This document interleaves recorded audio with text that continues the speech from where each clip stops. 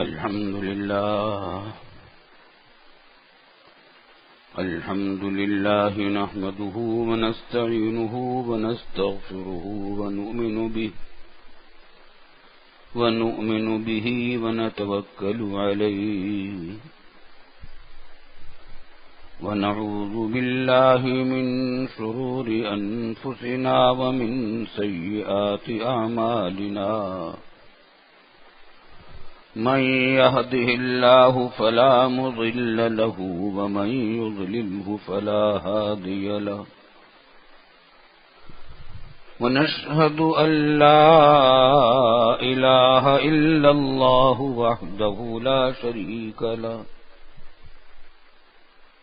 ونشهد أن سيدنا وسندنا ومولانا محمدا عبده ورسوله صلى الله تعالى عليه وعلى آله وصحبه أجمعين وسلم تسليما كثيرا كثيرا أما بعد فأعوذ بالله من الشيطان الرجيم بسم الله الرحمن الرحيم يا أيها الذين آمنوا ادخلوا في السلم كافة ولا تتبعوا خطوات الشيطان إنه لكم عدو مبين.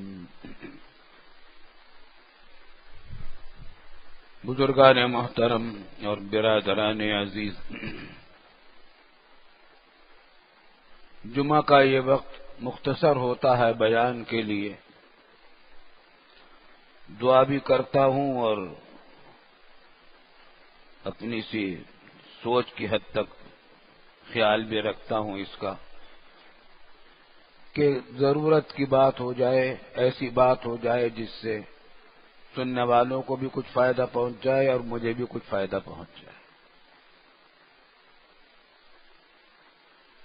حالات تو جیسے کیسے ہمارے وطن کے ہیں، سامنے ہیں. قتل و غارت گری کا بازار گرم ہے، نفسا نفسی کا عالم ہے،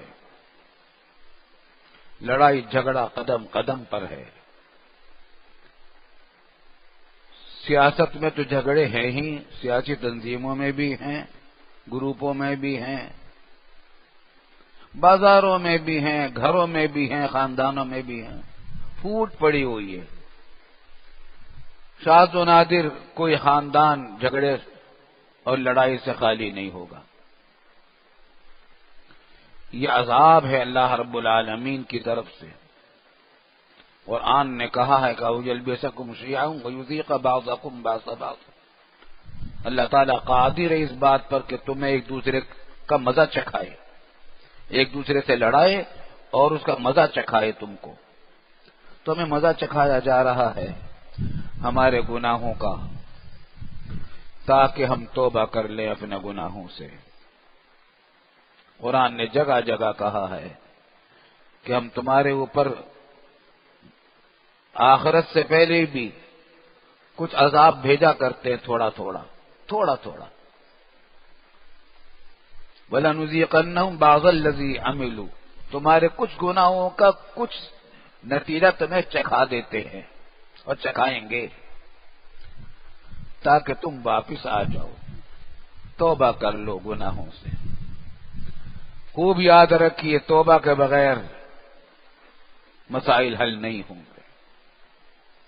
جب تک راضی نہیں ہوگا رب، جس کے قبضہ قدرت میں پورا جہان، پوری کائنات ہے، یہ سیارے، ستارے، سورج، آسمان، ہوائیں، بادل، پانی، جب تک اس کو راضی نہیں کریں گے یہ چیزیں ہماری باقی رہیں گی.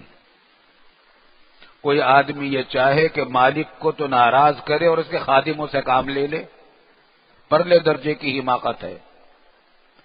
اگر خادموں سے کام لینا ہے، ماتحتوں سے کام لینا ہے تو افسر کو راضی کرو، اس کے مالک کو راضی کرو، مالک راضی ہو جائے گا تو سارا عملہ تمہارا بارے میں مطیع و فرما بردار ہو جائے گا۔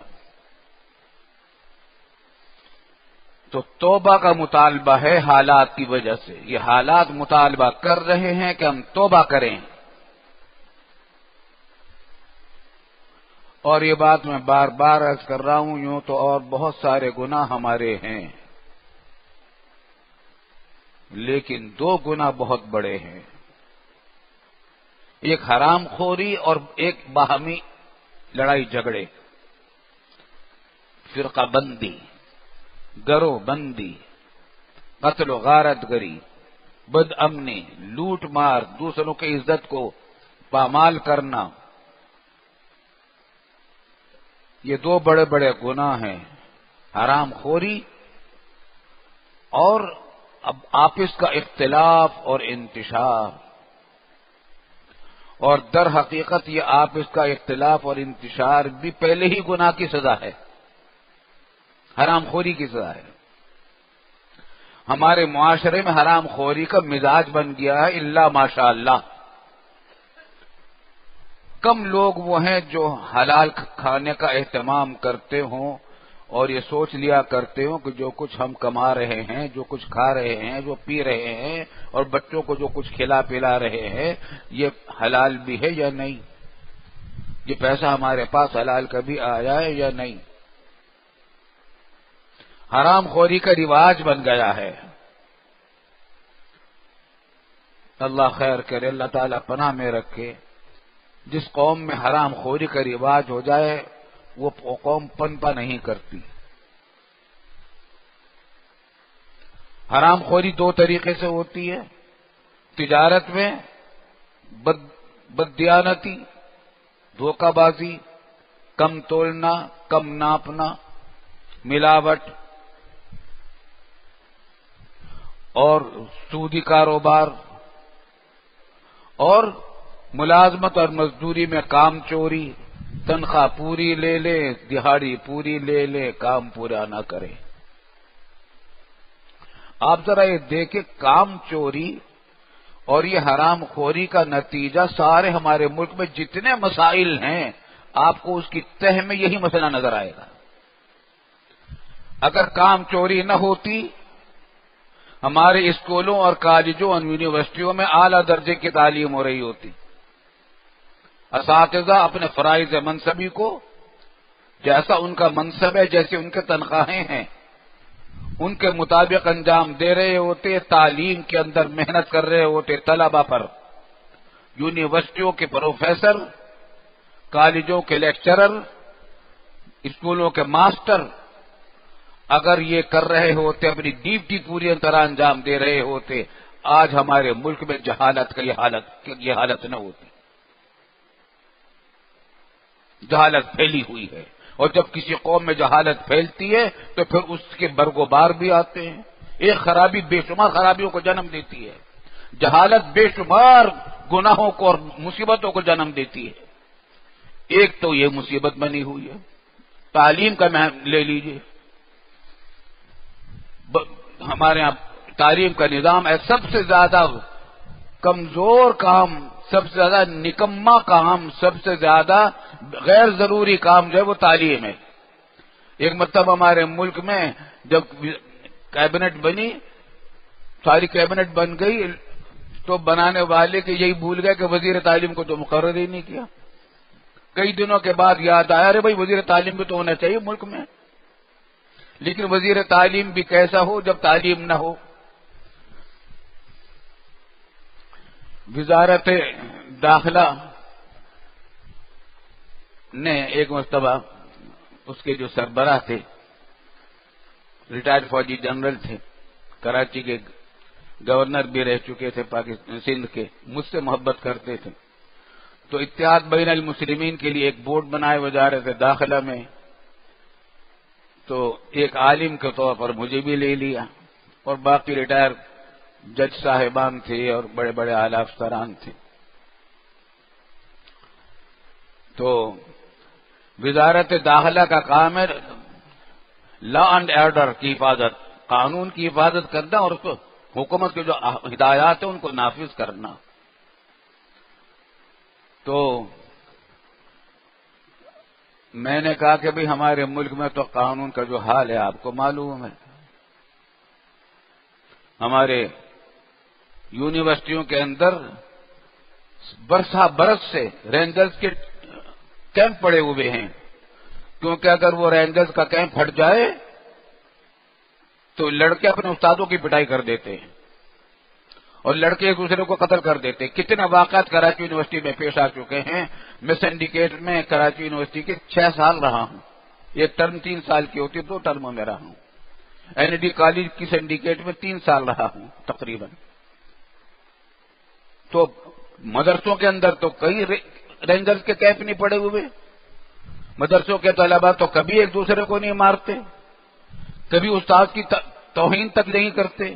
استاد کو تو ایسا اس کی تعظیم ایسے کرتے جیسے اپنے باپ کی تعظیم کرتے ہیں، محبت کرتے ہیں. لیکن یونیورسٹی کا حال یہ ہے، قانون کا آپ کے یہاں یہ حال ہے. مجھے ایک لطیفہ یاد آ رہا ہے، میں نے ان سے کہا میٹنگ میں کہ مجھے ایک لطیفہ یاد آ رہا ہے. ایک صاحب نے تعارف، اس زمانے میں طالبان کی حکومت تھی افغانستان میں، افغانستان میں طالبان کی حکومت تھی. کسی نے ایک صاحب کا تعارف کروایا، افغانستان کے کوئی صاحب تھے، بڑی شخصیت تھی، اور کہا کہ صاحب یہ افغانستان کے یہ ریلوے کے وزیر ہیں، ریلوے کے وزیر ہیں. تو جن صاحب سے تعارف کروایا تو انہوں نے کہا کہ افغانستان میں تو ریلوے ہی نہیں، پھر وزیر کیسا؟ تو انہوں نے جواب دیا وزیر ریلوے نے کہ آپ کے یہاں قانون نہیں ہے، پھر وزیر قانون کیسا؟ تو ہمارا حال یہ ہے. تو جہاں وزیر وزارت تعلیم کو بھول جائیں لوگ کہ وزیر تعلیم کا بھی مقرر ہونا چاہیے، اس ملک میں تعلیم کا کیا حشر ہوگا آپ اندازہ کر لیجیے.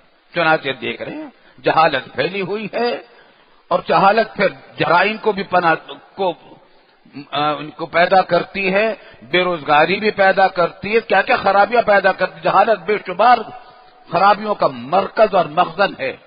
جس قوم میں جہالت پھیل جائے اس کے اندر لاتعداد بھی برائیاں پھیل جاتی ہیں، وہ ہو رہی ہیں. یہ ایک شعبہ ہے تعلیم کا. اور اگر ہمارے سرکاری دفاتر میں کام چوری نہ ہوتی، سرکاری دفاتر میں کام صحیح وقت پر ہوا کرتے، پولیس اپنی ڈیوٹی پوری طرح انجام دیا کرتی لوگوں کے جان و مال اور آبرو کی حفاظت کے لیے، آج قتل و غارت گری کا یہ حل ہوتا ہمارے ملک میں. کسی کی جان مال اور آبرو محفوظ نہیں ہے. گھر سے نکلتے ہوئے ہر شخص ڈرتا ہے کہ پتہ نہیں زندہ واپس آؤں گا یا نہیں آؤں گا. کسی بھی وقت کہیں بھی ڈاکو پکڑ لیتے ہیں، اور ایک بار برائے تاوان بھی ہوتا ہے، قتل و غارت گری بھی ہوتی ہے، گولی مار کر قتل بھی کر دیتے ہیں. روزانہ ہمارے اخبارات یہ المناک داستان سناتے رہتے ہیں. کام چوری کا ایک نتیجہ یہ ہے کہ ہماری پولیس اگر کام چوری نہ کرتی تو یہ امن و امان ہوتا.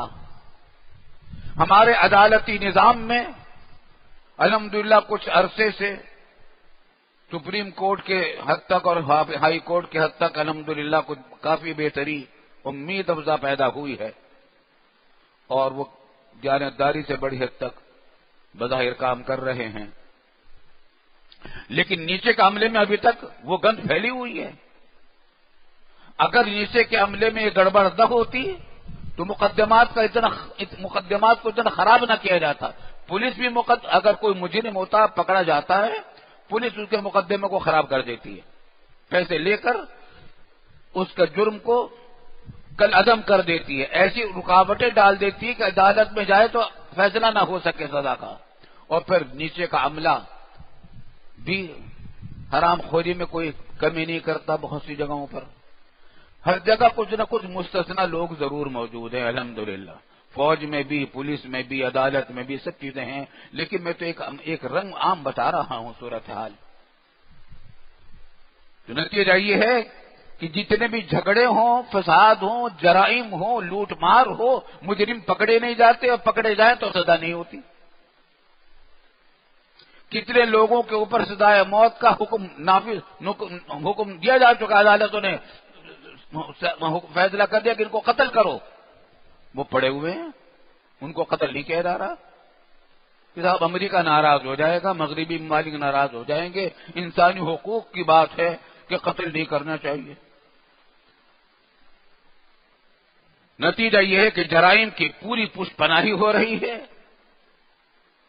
اور اگر کام چوری نہ ہوتی تو ہماری سڑکوں کا یہ حال نہ ہوتا جو بلدیاتی اداروں نے ہمارے کر رکھا ہے، کوڑیوں کے ڈھیر نہ ہوتے ہماری سڑکوں کے اوپر، ہماری گلیوں کے، ہماری نالیوں کے اندر کباڑا جمع ہوا ہوتا، بارش ہو جائے تو پانی کھڑا نہ ہوتا، گندگی نہ پھیلتی، بیماریاں نہ پھیلتی، مچھر مکھیاں اور طرح طرح کی وبائیں پھیل رہی ہیں ہمارے شہری نظام کی گندگی کی وجہ سے۔ مگر ہماری بلدیاتی ادارے کی ذمہ داری تھی، مگر بلدیاتی ادارہ کچھ نہیں کرتا۔ ابھی چند روز پہلے میں حیدرآباد گیا ہوا تھا، تو جلدی میں ہم جا رہے تھے گاڑی میں، تو بلدیاتی ادارے کا مرکزی دفتر کا بورڈ نظر آیا، اور اسی سڑک پر گندگیوں کے ڈھیر بھی ساتھ ساتھ نظر آئے۔ میں نے کہا سبحان اللہ، تو بلدیاتی ادارہ بھی ہے اور اس کا پورا تعارف بھی موجود ہے کہ اس کی کارکردگی ہے۔ بلدیاتی ادارے تنخواہیں لے رہے ہیں اور میرے اور آپ سے ٹیکس وصول کرتی ہے حکومت ان سب کے کاموں کے۔ پولیس کو تنخواہیں دینے کے لیے بھی میرا اور آپ سے ٹیکس وصول کیا جاتا ہے، عدلیہ کو چلانے کے لیے بھی اور عدلیہ کے نظام کو چلانے کے لیے بھی ہم سے ٹیکس وصول کیا جاتا ہے۔ پانی کا ایک گلاس پیتے ہیں اس کے اندر بھی ٹیکس ہے، چائے کا ایک کپ پیتے ہیں اسے بھی ٹیکس ہم سے لے لیا گیا ہے، اور تعلیم کے اداروں کے جتنا ہے ہمارے ٹیکسوں سے ہوتا ہے سب کچھ، لیکن یہ سب حرام خوریاں ہو رہی ہیں، کام چوریاں ہو رہی ہیں۔ نتیجہ یہ ہے کہ قتل و غارت گری کا بازار گرم ہے اور قانون نام کی کوئی چیز نہیں ہے پاکستان کے اندر۔ ایک شریف انسان کو پاکستان میں رہنا مشکل ہو گیا ہے۔ میں نے آپ سے کہہ رہا تھا کہ وہاں جرمنی میں یونیورسٹی کے کچھ کافی لوگوں کا اجتماع تھا، ترکی اور عرب اور پاکستان کے لوگ بھی اور دوسرے ملکوں کے بھی طلباء تھے، اور طلباء بھی یونیورسٹیوں کے تھے۔ وہ کوئی پی ایچ ڈی کر رہا تھا، کوئی ایم اے کر رہا تھا، انجینئر صاحبان تھے، لائر تھے، ڈاکٹر صاحبان تھے۔ تو بیچاروں نے ہمیں بلایا تھا، دینی مسائل پوچھتے ہیں، الحمدللہ لوگوں میں طلب ہے دین کی، دینی مسائل پوچھتے تھے ہم سے۔ تو خیر میں ان سے کہتا تھا کہ بھائی دیکھو یہاں اپنے اخلاق و کردار کی حفاظت کرو، کیونکہ آپ کو دیکھ کر غیر مسلم اسلام کے بارے میں فیصلہ کریں گے۔ اگر تمہارے اعمال اچھے ہوں گے تو اسلام کو اچھا سمجھیں گے، ورنہ برا سمجھیں گے۔ خیر انہوں نے بہت توجہ سے بات سنی، بڑی قدر بھی کی، مگر بعد میں ایک نوجوان مجھ سے ملا اور بڑی درد مندی سے اس نے مجھ سے کہا، کہتا ایک مسئلہ آپ مجھے بتا دیجئے، مشورہ دیجئے۔ یہاں تو میں نے جھوٹ نہیں بولتا، کیونکہ یہاں کوئی بھی جھوٹ نہیں بولتا، یہاں تجارت میں کوئی 420 نہیں کرتا، میں یہاں کام چوری بھی نہیں کرتا، میں ملازمت کرتا ہوں، پوری ڈیوٹی دیتا ہوں، 1 منٹ کو میں ضائع نہیں ہونے دیتا، کیونکہ یہاں کر ہی نہیں سکتا آدمی کام چوری، ڈیوٹی نگرانی اتنی سخت ہوتی ہے۔ یہاں میں وعدہ خلافی بھی لوگوں کے ساتھ نہیں کرتا، یعنی معاہدے کی خلاف ورزی بھی نہیں کرتا، لوگوں سے لڑائی جھگڑا بھی نہیں کرتا۔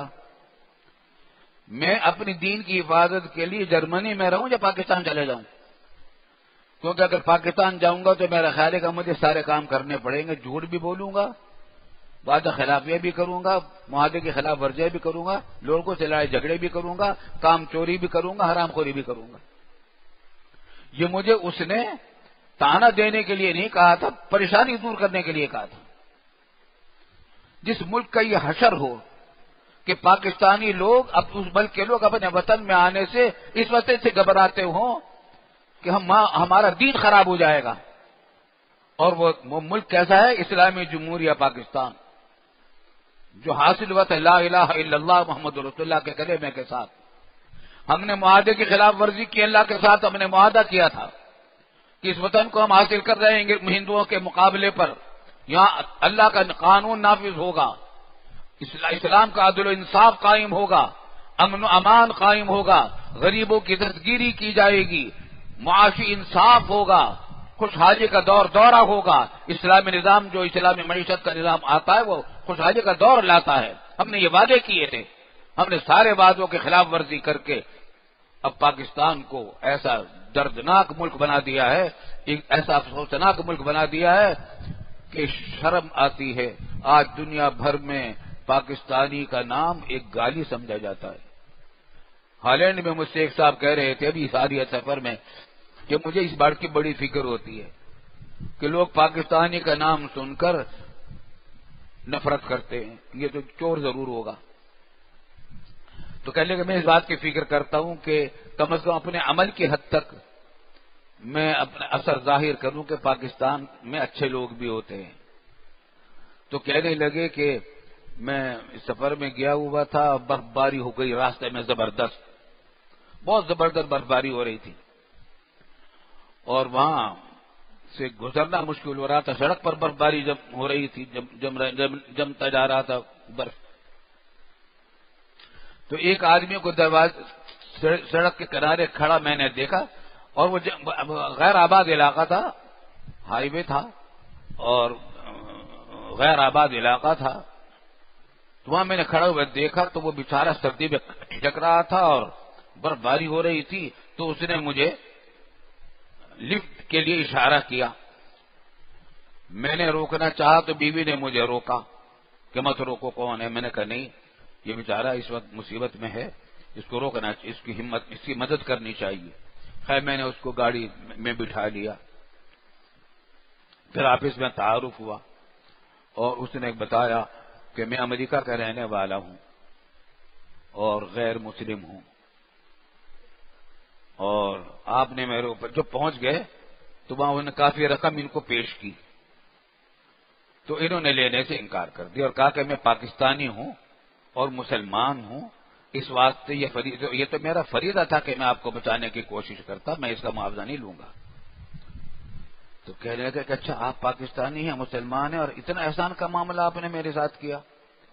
پھر کہنے لگا کہ اچھا پھر اب میں نے ابھی ایک ارادہ کر لیا ہے، امریکہ میں میرا ایک مقدمہ چل رہا ہے پاکستانی مسلمان سے اور اس مقدمے میں جیت چکا ہوں، مجھے اب اپنا حق وصول کرنا ہے، میں نے اب یہ طے کر لیا کہ اس کو معاف کر دوں گا۔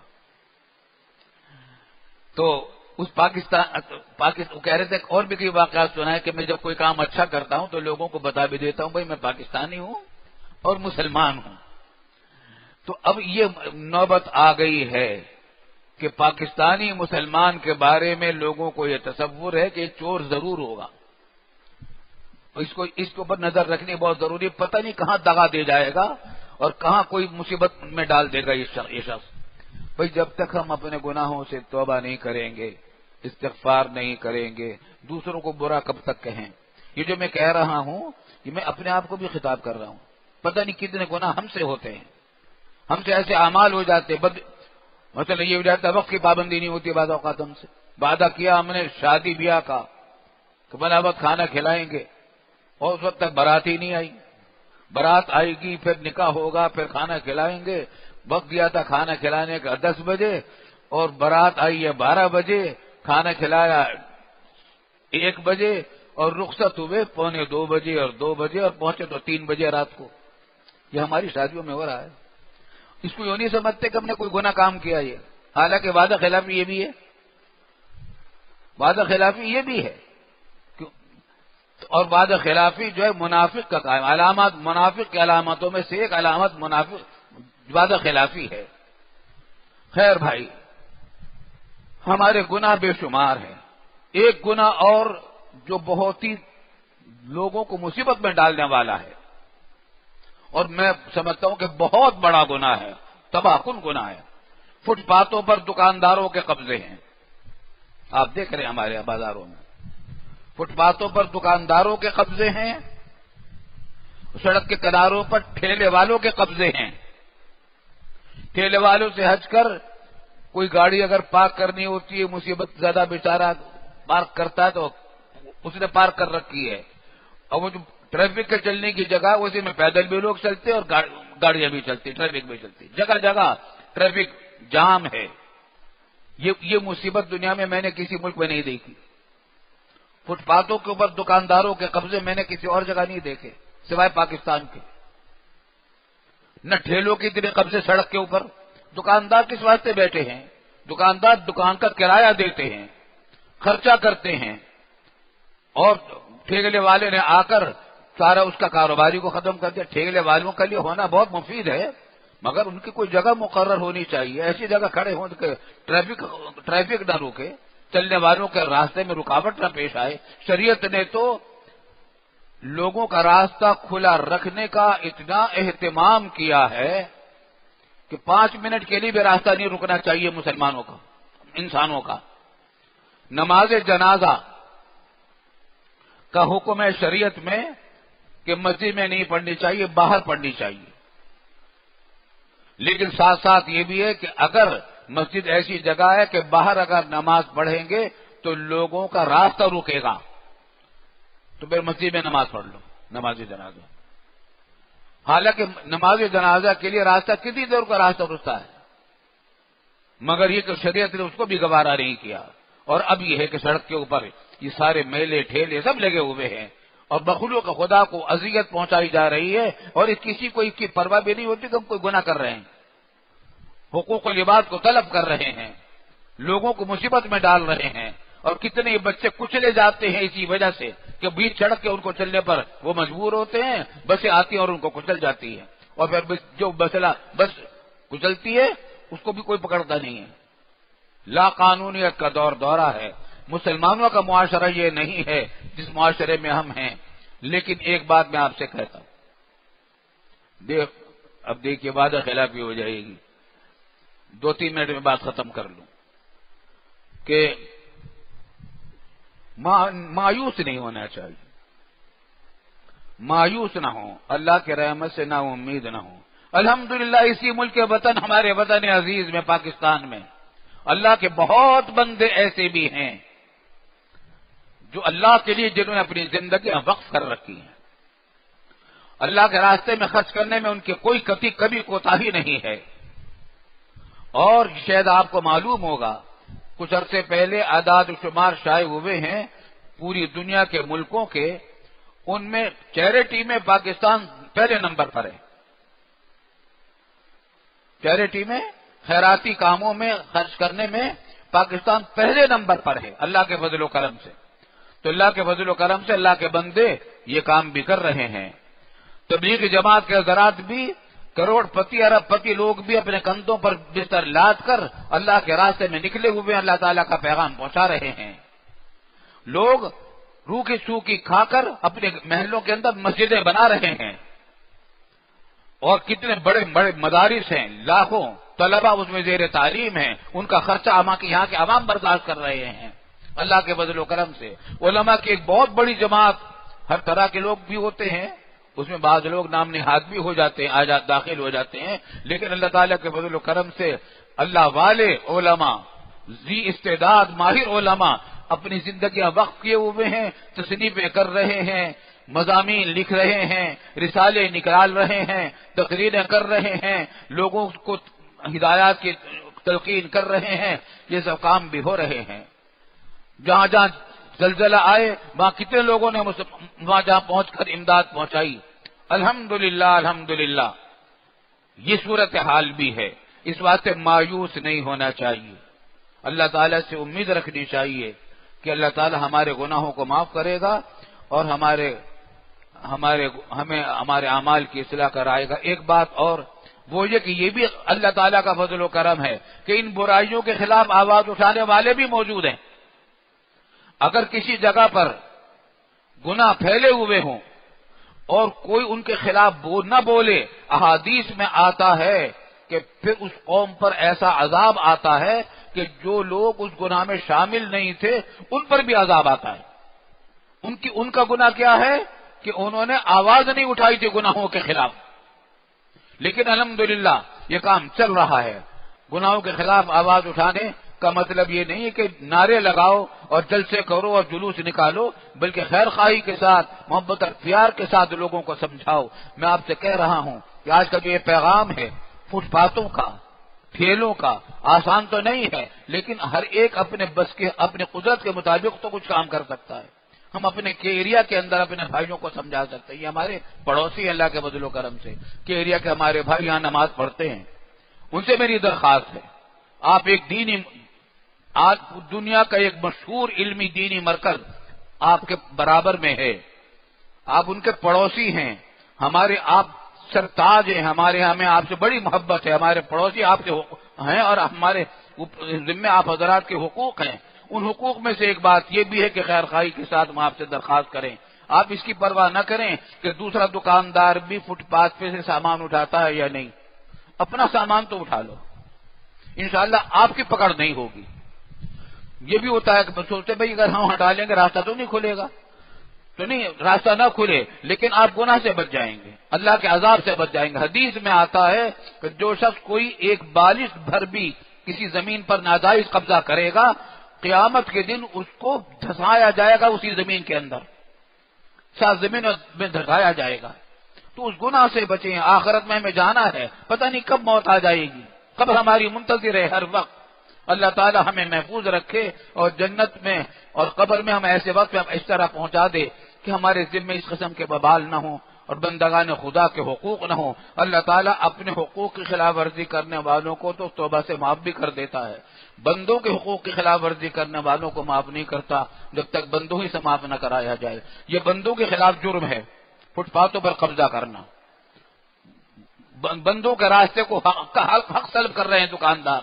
میرے اپنے بھائیوں سے درخواست ہے وہ رضاکارانہ طور پر اپنی فٹ پاتھوں کو خالی کریں اور اس کی پرواہ نہ کریں کہ برابر والے نے خالی کی یا نہیں کی، آپ تو خالی کریں، آپ کی ذمہ داری ختم ہو جائے گی۔ اللہ تعالی ہمیں ان چیزوں پر عمل کی توفیق عطا فرمائے۔ وآخر دعوانا ان الحمد للہ رب العالمین۔